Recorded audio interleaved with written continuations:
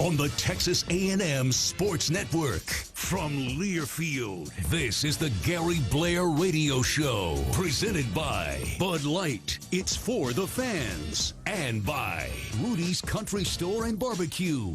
Visit Rudy's.com to find real Texas barbecue near you. Now, this is the Gary Blair Radio Show. And hi again, everybody. Welcome out to Rudy's Barbecue. We're on Harvey Road in College Station here most every Monday night throughout the basketball season. Great to have you with us, with Coach Gary Blair. I'm Steve Miller. Great crowd out here already at Rudy's, enjoying some barbecue and drinks and some camaraderie. We appreciate you guys joining us. If you're out and about, please stop on by here at Rudy's on Harvey Road. The Aggies coming off of a loss yesterday to Texas, 76-60. Earlier in the week, beat Little Rock 65-50. That was elementary school day. And Gary, let's jump into it. Yesterday, what a tremendous crowd inside that venue, and a tremendous start for your team against Texas. Tremendous start, but sometimes the worst thing that can happen, you're getting ready on your game plan, what you're going to need to be effective, and you come down and hit 3 out of 4 threes to start, almost hit 4 in a row, and then your players think, well, that's going to be open all night. And it's not. We got away from what we wanted to do offensively in the first half. And then Texas answered the bell. They did an excellent job of just staying with their dribble drive offense. And eventually, in the first half, they were hurting us inside. And when we got our inside touches, we were either traveling or we were fouling them or missing. We got that part going in the second half, but we had to go to a 4-guard lineup to be able to play catch-up ball. And to do that, you have to sacrifice a few things, like Patty had 13 rebounds. I think 9 of them were in about the first 5 or 6 minutes. They were. But if she wasn't scoring for outside, I had to be able to bring guards in to try to create more offense and break the press. And so, doggone if you do, doggone if you don't. And so that's what happened. How do you get away, when you talk about you got away from what you're wanting to do, how do you get away from that?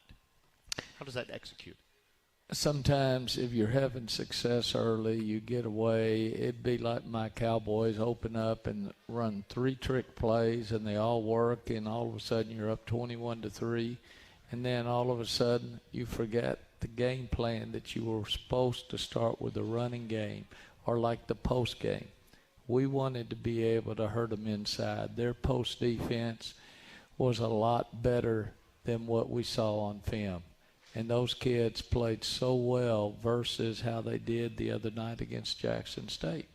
They didn't play near as well. But they had played great against Stanford. They had played Tennessee, and probably should have won that game at Tennessee. So they have faced teams as good or better than us.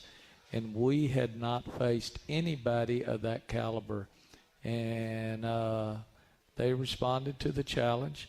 You give Texas a lot of credit, but I would still eat more chicken.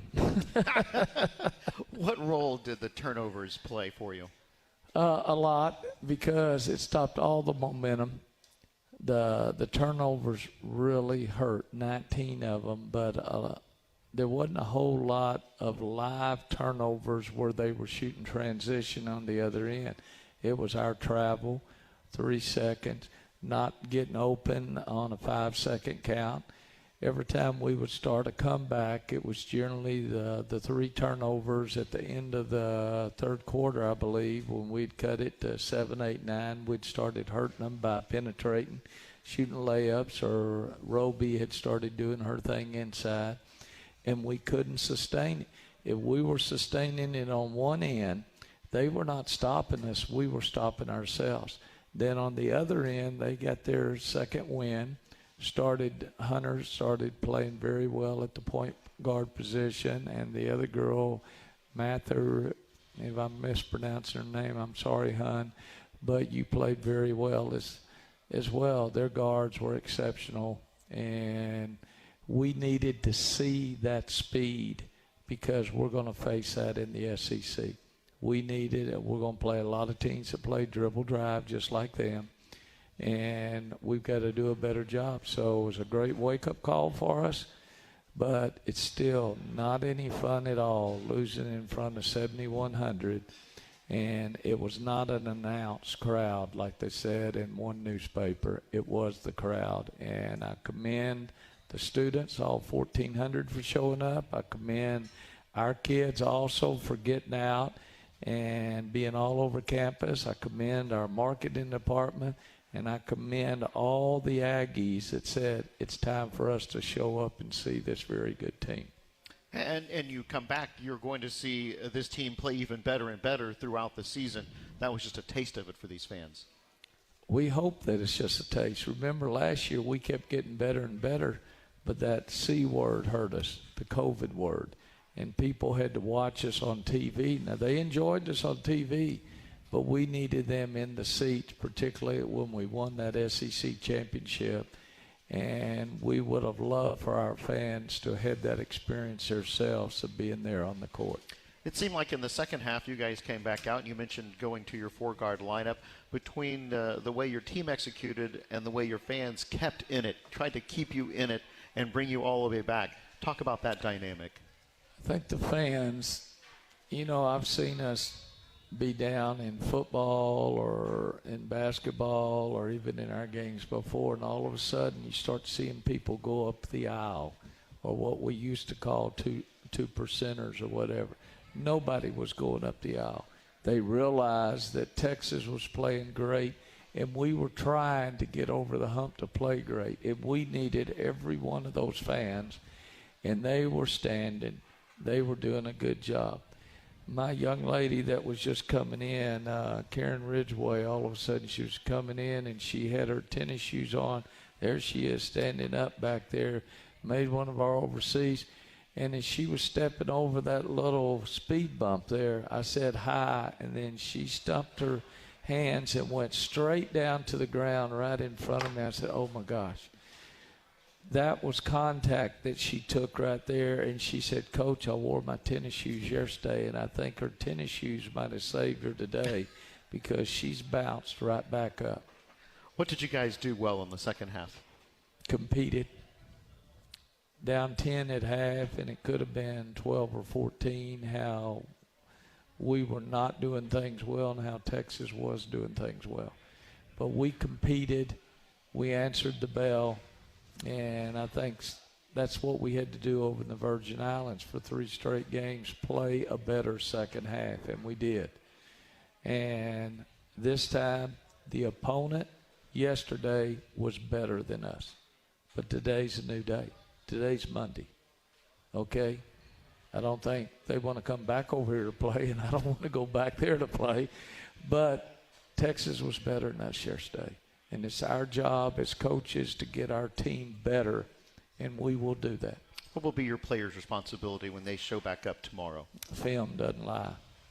We will break down that film for 2 days, and at the same time break down the film for Southern and TCU, our next 2 opponents. So we'll do a lot of mental work, physical work, and prep work. But the prep work is going to be getting ready for finals. The prep work will be we'll have a good crowd on Thursday night, but we've got to do that mental work. Once you can see it on film, you cannot hide. Okay? That's why in the movies they have take 1, take 2, take 3. Sometimes it takes a lot of takes. And what we've got to do is recognize what we're not doing well, teach it better first, coach it second, then execute as a team. Would you say your record is 8 and take 1? Yes, it's definitely take 1, and we'll be ready Thursday night. All right, that's Coach Gary Blair. I'm Steve Miller. We've got a full jam-packed show for you. We're live at Rudy's Barbecue. It's a Gary Blair Radio Show from Learfield.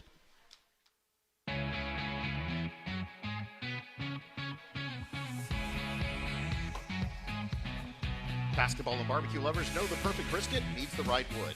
Rudy smokes all their meats using their delicious signature rubs in 100% oak-fired pits. Get your real Texas barbecue fix today at Rudy's or on the web at rudys.com. We're back on the Gary Blair Radio Show. We're at Rudy's Barbecue here on Harvey Road. Great to have you with us. Stop on by if you're out and about. Looking forward to seeing you. The Aggies women are getting set to take on Texas Southern. That's this Thursday, 7 o'clock at Reed Arena. And you can listen on the A&M Sports Network locally, Zone 1150, or watch on SEC Network Plus.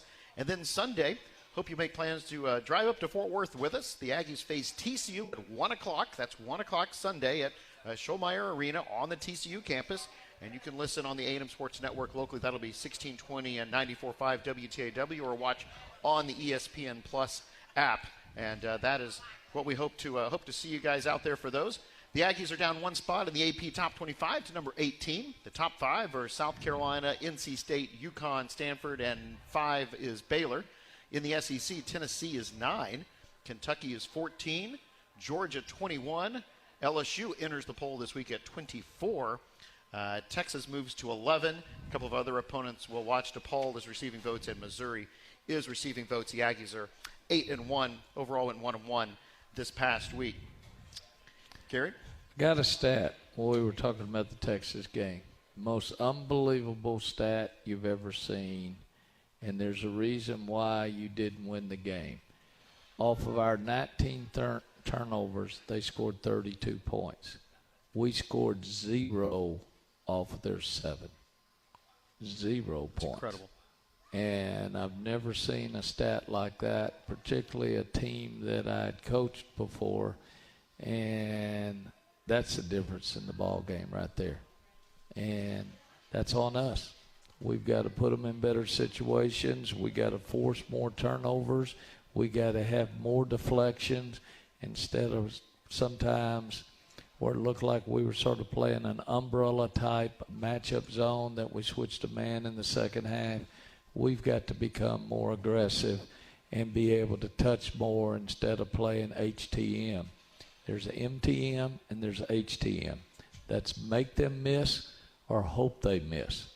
And so we will do a better job come Thursday night. When you look at the crowd and the enthusiasm, the rivalry, you look at the crowd that baseball has drawn when Texas has come to town. Also, volleyball had a tremendous crowd back in September. And now Texas joining the SEC before too terribly long. Who knows? Maybe it's another year from now. Maybe it's 2. It's going to be the rivalry will return. It will not be 3. No, it won't be 3. I think that's pretty safe to say. That's what they said at 25. No. It's not that. There's big politics up above you and I. It's pay grade. We'll see Texas soon enough. And I want to see them again in the NCAA tournament. I'm sure Coach Schaefer wants the same thing. Aggies and Longhorns need to play if it benefits both programs. Okay, but it's got to benefit both programs at the time.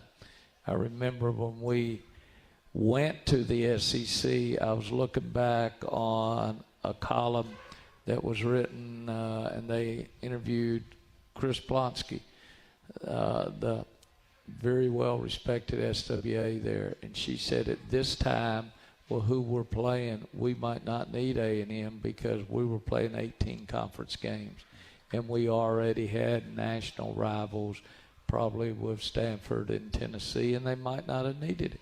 They did what was best for their program. We, as Aggies, need to do what's best for our program first, and then the rivalries will start in every sport. What do you mean by benefit both programs? It's up to your schedule. The fans want us to play that type of competition every night. Fire coaches every other year. And that's what would happen. You cannot, that's like SEC football. You looking at the SEC West in football, that's the NFL. Okay, that's the NFL. And Georgia found out what that was all about when they played this weekend. So you have got to be able to develop depth. And the only way you can develop depth is you've got to play some games that might be considered winnable to be able to play more kids and rest. Can you picture in football playing Spiller, having Spiller take 30 rushes every ball game?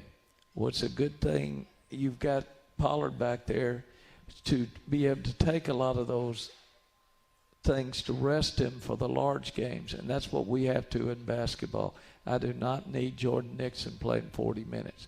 I have to develop Mackenzie Green and KK, and I have to see if Q can give us a little bit of help at the point guards.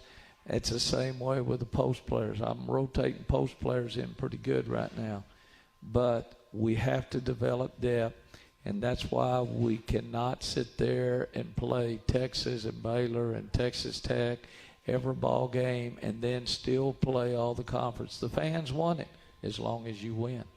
This game was part of the Big 12 SEC showcase, kind of a little tournament bragging rights, if you will. It's gone on for a few years now. This game had been part of a 2-year deal. Last year, Aggies played at Texas.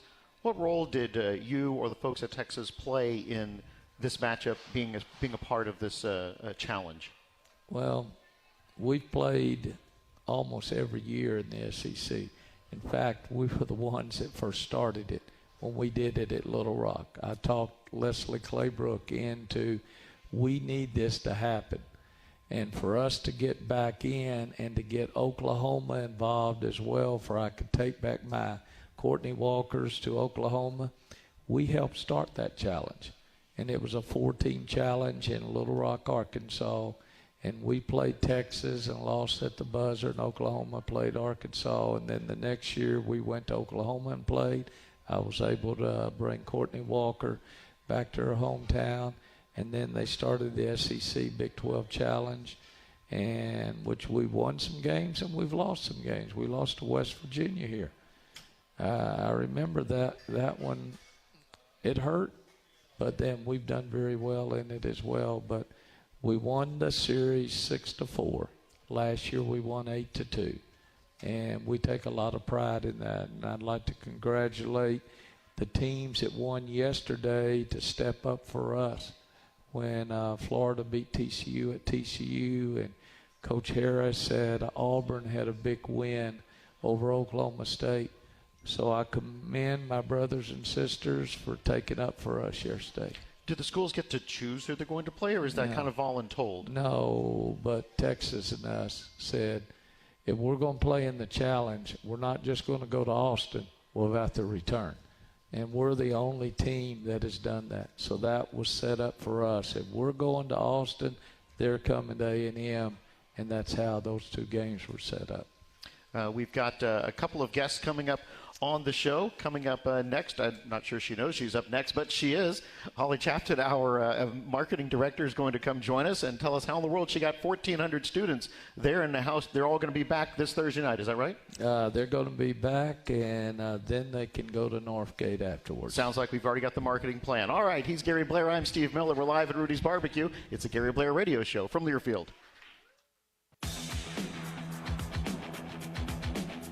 Join Texas A&M Student Athlete Advisory Council and Frontier in donating toys to children in need this holiday season. Bring your new unwrapped toys to either Texas A&M men's or women's basketball games at Reed Arena December 14th or 19th. Visit 12thman.com/toy drive for the full details. We're back on the Gary Blair Radio Show with Coach Gary Blair. I'm Steve Miller. The Aggies getting set to take on Texas Southern. That's this Thursday, 7 o'clock at Reed Arena. And then Sunday, the Aggies are at TCU at 1 o'clock. Hope you can make plans to join us for both of those games. The next Gary Blair Luncheon is Thursday, December the 16th. That's at noon at the Cox McFerrin Center for Aggie basketball. We are joined now by our marketing director for women's basketball, Holli Chapton, and great efforts yesterday on that crowd. I mean, I know you can't control what's on the floor, and it's tireless efforts and little things at times. But do you have a secret to your success for how that crowd was put together yesterday? I didn't do it alone. I definitely had help from Christina with getting the girls out on campus. I just made them flyers. The coaches went to local businesses, passed those out. The girls went to campus, passed the flyers out. And then also Brandon, our SID, he would post about the game, and then I'd go in on the back end and do my boosting with my advertising that I have on social media and whatnot, just to try and hit certain specific demographics to get more eyes on it that we would then link the ticket links to. Some people would just go straight there and then buy tickets and showed up to the game. So it wasn't just me alone. It was definitely a full team effort from a lot of people around. Explain social media to us elder citizens that might not rely on the world of social media. Demographics, students are different than us that happen to have a little bit of age or gray in our hair. How do we reach all different demographics? Yeah, so that's where I have a big struggle with women's basketball, is just the wide variety of demographics that I have as fans. So I have to definitely hit the students a different way than I do hit the older non-student people. Social media is definitely our big platform that we use, just because it is mostly free advertising for us. Posting on Instagram doesn't cost us a thing. Posting on Twitter doesn't cost us a thing. Facebook, I actually go in and pay for the boosted posts and whatnot. So just kind of Facebook is my more focus, just because I know a lot of more people are on Facebook that aren't like student age and all that. Students are kind of more on Instagram, Twitter, and the older generations are more on Facebook. So I tend to push a lot of my stuff on Facebook and whatnot, and then just getting out into the public as much as I can, since most people don't have social media. I'm just trying to reach where y'all are at most of the time. Holli, where did you join us from? Tell us about your background. Yeah, I'm actually originally from Texas. Found my way up to Oklahoma for undergrad, was there, and then went out to Florida State for my master's. Worked with the women's basketball team out there for 2.5 years. My most favorite teams ended up becoming my basketball team, so I have a lot of passion for trying to help support the women's teams, especially just to get more fans and eyes on the teams, because they are incredible women. They are great. They have an incredible record so far. They're great. They're fun to watch on the court and get to know off the court as well. I know you have a bunch of promotions that you schedule throughout the year, and there's a lot of different things that some people, as we talk about demographics, some of them are targeted for certain demographics, some of them aren't. They're not going to hear about them, they may not know about them. But Emily and Elizabeth over here want to know more about the basketball reading program that's out there, and if we know anything about that. Yeah, so I'm actually not like the head person from my office in charge of it, or my marketing, or my counterpart, Kaylee Marcus is, but we have a hand in helping her, and she did a tremendous job of contacting a lot of schools around Bryan, College Station, all of that. And basically what the reading program is, we got cards made that the kids, we distributed them the last week to all the schools and whatnot. And so the kids go home, if they read 5 books, they can bring the card in and redeem it for a free ticket to the game and whatnot. Great opportunity for folks of all ages to attend. What are some of the things that we should be looking out for as we go along? I know Holiday Hoops is coming up, but that's not the only thing we've got on the radar screen. Yeah, so we have Holiday Hoops coming up. Sunday, our game against Rice on the 19th. All of our Sunday games are actually Youth Sunday Fun Day is how we brand it. You can buy 1 adult GA ticket and bring up to 4 kids in for free. And we do some programming up on that new North Tailgate entry zone. For Sunday games, we'll bring in, like yesterday I had a face painter, cotton candy for kids, t-shirt giveaway, things like that. So the 19th, I'll have Santa up there and some like holiday crafts and whatnot for the kids. And then we also, for the Monday game against UTSA, we have an ugly sweater trucker hat giveaway for all fans. So come when grab is that? one of those this Monday, December 20th. And does Coach agree to wear that during the game? Yes, it's been ordered, and I don't wear anything ugly, but on that day, I will look ugly. But so that right there to get you out for December 20th. It's going to be ugly at its best, and I think my wife has picked it out, or Kelly's picked it out, or Sydney Carter has, and don't worry, folks, you will not want to order the duplicate of it. Okay. Let me ask one question, because my 2.5-year-old killed me on this one, and so did Elizabeth and some of those girls over there. They want to know, where are our inflatables? Can we do it outside where it's fresh air, where we do it in football and the other sports? And because I had preached all week about everybody come to the kids zone. We're doing it outside now where it's safe. And please tell me and answer those young ladies over there, my 2.5-year-old as well, who loved her cotton candy. I'm glad the cotton candy was a hit. I even had to take a box myself. But the inflatables, I love the inflatables. I think they're a great asset. The problem that I run into is they the area that our tailgate zone is not big enough to hold an inflatable, so we have to put it outside the Reed Arena gates, so the only thing they can jump on them, but then once they're inside, they won't be able to go back out to jump on them. Once they're inside, they will not be able to go back out. Yeah. Okay, you're going to have to explain that to me, how we can do it in football and soccer and other sports, but we've got to find a way, because it's about the kids. It's not about us 70-year-olds. We've got to find that answer somehow, because it's all about entertaining those kids, and then they'll sit a little quieter during the ball games. I run out some energy before. Well, so that was our marketing meeting for this week that you were all part of. That went just extremely well. Holli, thank you so much. Congratulations on a great deal yesterday. That was, I don't know that there'll be a school in the country with 1,400 students at them for a women's basketball game. Some schools won't total that for the year, and I know that wasn't easy. So thank you and appreciate all you do for women's basketball. Everybody, that's Holli Chapton, our marketing director. He's Gary Blair. I'm Steve Miller. We're live at Rudy's Barbecue. It's the Gary Blair Radio Show from Learfield.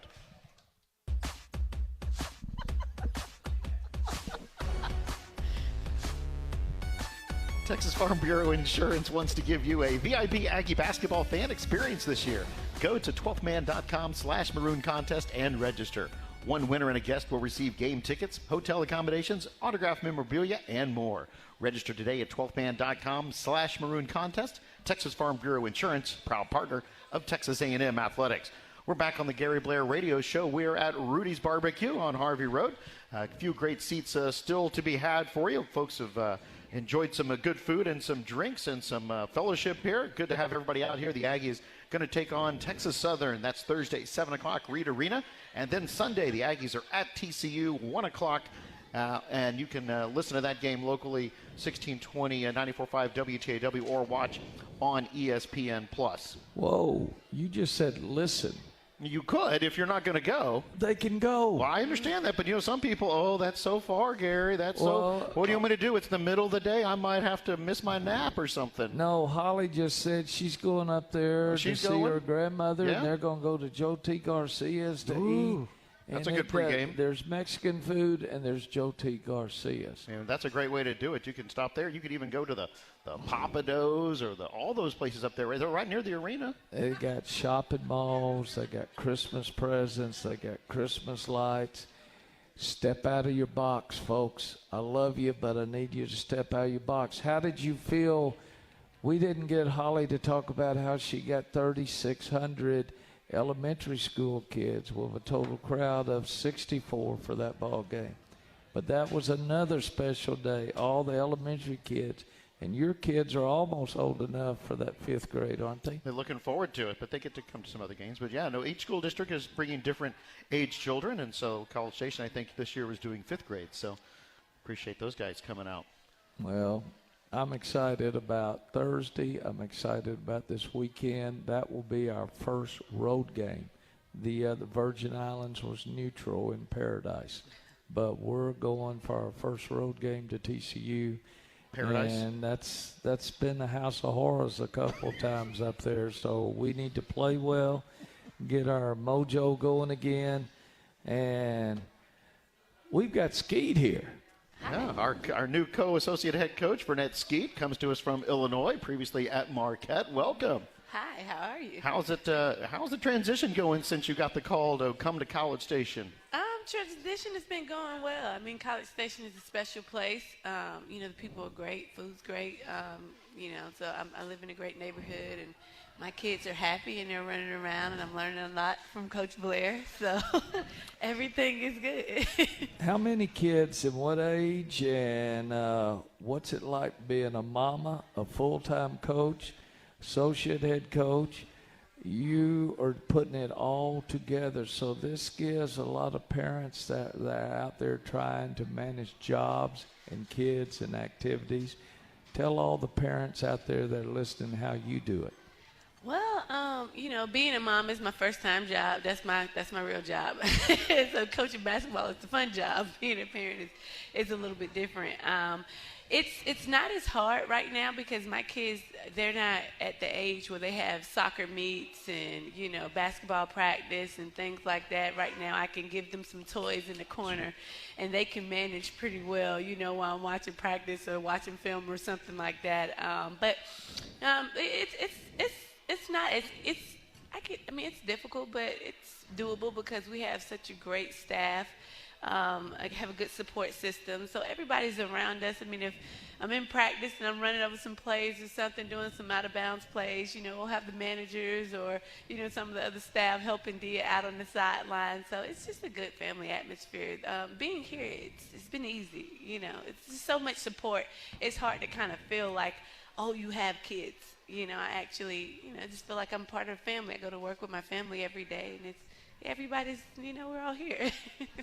Describe an inbounds play that works and 5 people are doing their job and what that makes you feel as a coach. It's sort of like in football, that special teams coordinator that recovers an onside kick but tell us what's going through your mind when you call a play and it's executed to perfection. It's one of those moments where you kind of look back as a coach and like, oh, I told you it would work. But, you rarely have those because even when you score, there's somebody out of line. So you're trying to reel them in and teach and grow. And the good thing about basketball in every aspect, it gives you so many opportunities to teach life lessons, which these kids need. And a lot of it is the discipline and concentration and focus that they're going to have for the rest of their life. So it's kind of fun because you always can coach. It's kind of like going to church. No matter how good you are, you always can do a little bit better. So it's kind of like that where you can always just kind of keep critiquing. But it's fun when they turn around and they look back at you and like, oh, yeah, I did it right. So it's always good to see, the success. But part of the whole point of being a coach is the process. And most of the time we're in the process phase where we're teaching them. But it is good and fun to see them be successful. Tell us about our 3 recruits that we have signed, how they're doing, and talk to us about your plan on securing this state, building a wall around Dallas or Houston or whatever to secure, and then how we're able to blend in national recruits as well. What's interesting, the first thing that I had to learn here is, what is a player that can play at Texas A&M? That window does get smaller, and that's a great thing because there's a lot of people who have talent but not talent enough to be here, not to be an Aggie. So the first thing is searching and finding kids that can push this program to the next level, not just can score, but there's also a different point of servitude and grace and humility and character that goes into being an Aggie that's important, that you want to make sure you're bringing in kids that represent that, so when we're cheering for people, we want to cheer for people we believe in. And so really understanding that as a process, that window does get smaller when you're looking at talent. So sometimes you have to go outside of the state to really harness that in. So we were really grateful to be able to get kids that fit that because nobody's going to say no to Texas A&M often because of the product and the program that Coach Blair has built. So it's pretty easy to sell this place, but it's a matter of making sure the people we're selling it to a little bit more deserving, in lack of a better word. So the kids we have coming in are really good kids. They're from different areas outside of Texas right now, but we do plan to keep looking for those diamonds in the rough that are here too, because the biggest thing for us is that kids understand what it means to be Aggie, understand the traditions, the buy-in. Don't want to bring any 2%ers here. We want people who really love this place because that's what Coach Blair stands for. So our kids that are coming in, Maya Petticourt, who's from Michigan, Gia Cook, who's from the D.C. area, and Bree McDonald, who's from Chicago area where Kelly's from. The good quality kids that, embrace and embody hard work and toughness and want to push this program to the next level. When you talked to those 3 young ladies and they committed to A&M, was there a common selling point?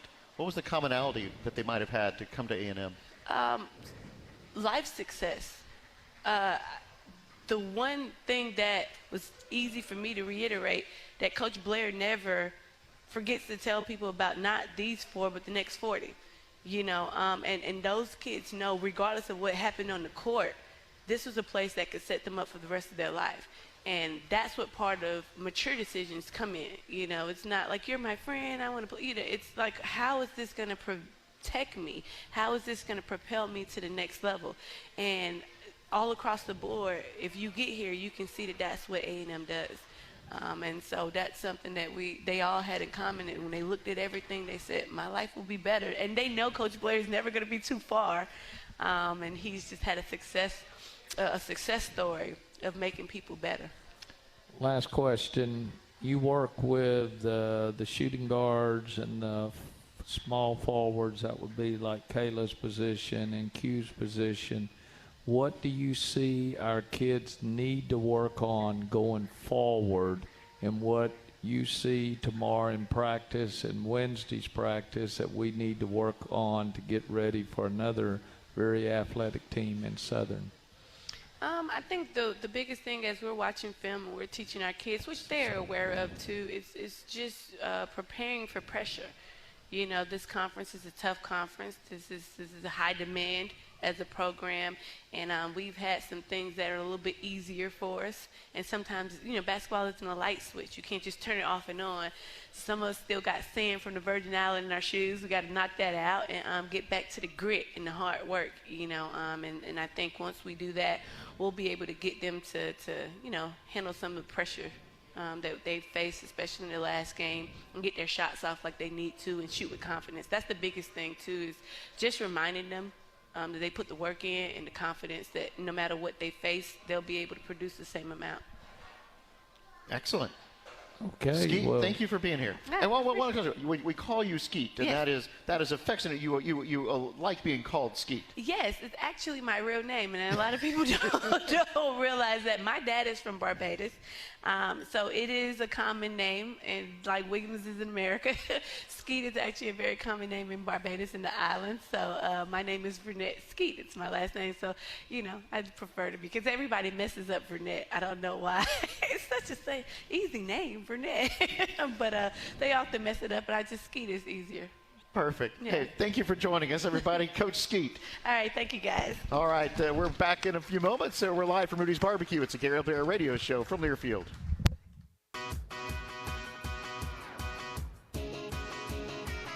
Not everyone is a morning person yet, but with Costa Vida's new breakfast tacos, everyone will be. Try our bacon, egg, and cheese, or specialties like the machaca beef and egg, or sweet pork and egg and cheese. Stop by our drive-thru any day from 7 to 10:30 a.m. Order online through the Costa Vida app or the website. Become a morning person at Costa Vida. We're live at Rudy's Barbecue with Coach Gary Blair. I'm Steve Miller, and Coach, we've got to take another time out here in just a moment, but you mentioned elementary school day. I just wanted to get you a chance to reflect more on the accomplishments of getting all those children and the opportunity to see the basketball game this last Wednesday. It's my favorite game of the year. I mean, to be able to see those kids, 60% of them have never perhaps even been on campus. And they had a chance to come here and see what Texas A&M's all about. They were cheering for both teams, and that's what's good. They were cheering for competition. My Angels, who are back with us again back there, they do a tremendous job. They were helping us with the elementary kids, and we were sawing off the horns, and I put all my kids, instead of down there with the dance team, they were all up there signing autographs and sawing the horns and teaching a valuable lesson, and that's teamwork, what you can do together, always together. And with those elementary kids and those fifth graders and some of the other grades, what you can do together is unbelievable. When we come back, we'll talk in our final moments about what to expect from Texas Southern on Thursday and TCU on Sunday. We're live at Rudy's Barbecue. It's a Gary Blair Radio Show from Learfield.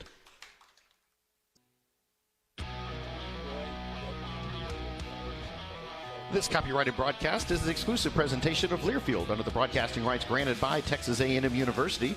Reuse of this presentation is prohibited without the express written consent of Texas A&M University and Learfield. Announcers are provided by Learfield and Texas A&M University. Back in our remaining moments with Coach Gary Blair here at Rudy's Barbecue.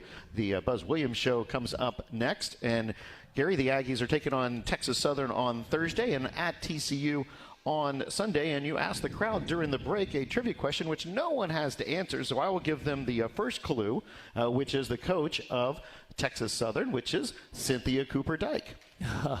Olympian, All-American, played at USC, won 2 national championships, beat us in 83 and 84 when I was at Louisiana Tech. We had won 2 of them, played with Cheryl Miller and the twins, and what a great player. Maybe the best individual workout that I've ever seen a pro have is Cynthia Cooper, how she would get ready. And she came in here a few years ago at USC and upset us on elementary school day game. And she will be ready to play. I just hope she's not playing. And the other 2 to finish off your trivia question that no one answered? Tina Thompson, who also USC grad, and played back when Lisa Leslie played, and 4-time Olympian, and I helped coach her in the Jones Cup team. And Cheryl Swoops, Texas Tech, started at Texas. I recruited her twice, lost her out of high school, lost her out of junior college, a tremendous player. She's been on the circuit, and I think she's got a son that's playing college ball too. And the trivia question, which one of your former players is the assistant coach at Texas Southern? Gosh, come on, players. Low point guard. Anybody know? You flunked that again. That's why you should believe in social media. Lulu McKinney. Lulu McKinney. Played here 1 season. And her dad was the offensive coach. Clarence McKinney. Clarence McKinney on our football staff. Lulu played on the 2017 team that made the Sweet 16 after transferring from UTEP, I believe, where she had played and I believe graduated from there. That's right. So there you go. You have that. They are 0-4. They have played DePaul, Arizona, Rice, and Colorado. That's an all-comers deal. They have only played on the road, which is typical this time of year for Texas Southern. That schedule is not a surprise. Well, they played good competition. Like they're getting ready for the SWAC conference, which they will do very well in the SWAC conference. And but she will be ready to play. Lulu, assistant coach, will know every one of my hand signals and calls. And by the way, it was great to see so many former players at our Texas game. That was a lot. Oh, there was a lot of them there, and it was like the who's who for both teams. There was a lot of former Longhorns. I came up and I took a lot of pictures with those as well. Coach Kelly Bond wants to let us know that Clarence McKinney is now the head coach at Texas Southern in football. I had no idea. Oh, wow. There you go. So we're full of trivia. You can take this back home tonight. It's absolutely free. Moving on to TCU on Sunday. They lost to Florida yesterday, 63-54. They are 3-4 overall, 2-2 at home, and A&M is their next game. A&M is their next game. They'll be watching closely of our game Wednesday. Another former Aggie, Aaliyah Jackson, is their starting forward on that team. I'm sure she'll be guarding Kayla in the well. Great defensive player, played for us 3 years and graduated in 3 years and has played the last 2 years at Tennessee. That's what an education would do for you at A&M. It gets you through early. She's getting playing time, doing a very good job, and they've got a shooting guard named Hurd that you're going to hear from her. She averages about 20 a ball game. Remind me what your graduation rate is at A&M? Oh, all but one. About that. I'm talking about women's basketball now. That's a lot of players over 18, 19 years. And in athletics in general, if I'm not mistaken, it's 84% that I read last week. Something like that. That was pretty doggone good. And women's, there was about 3 sports that were 100% last year, and us and about 6 other sports were in that 90% percentile. So we've got help. if you're listening, recruits, there's help here, and we could use you. So come on out. You can do it. All right. Coach, appreciate it. We will see you again here next week for our next edition of the Gary Blair Radio Show. Our thanks to Holli Chapton and Vernette Skeete, and to Kevin Minchow, and to Ryan back in Jefferson City. For Coach Gary Blair, I'm Steve Miller. Have a great night. The Buzz Williams Show is next. This has been the Gary Blair Radio Show from Learfield.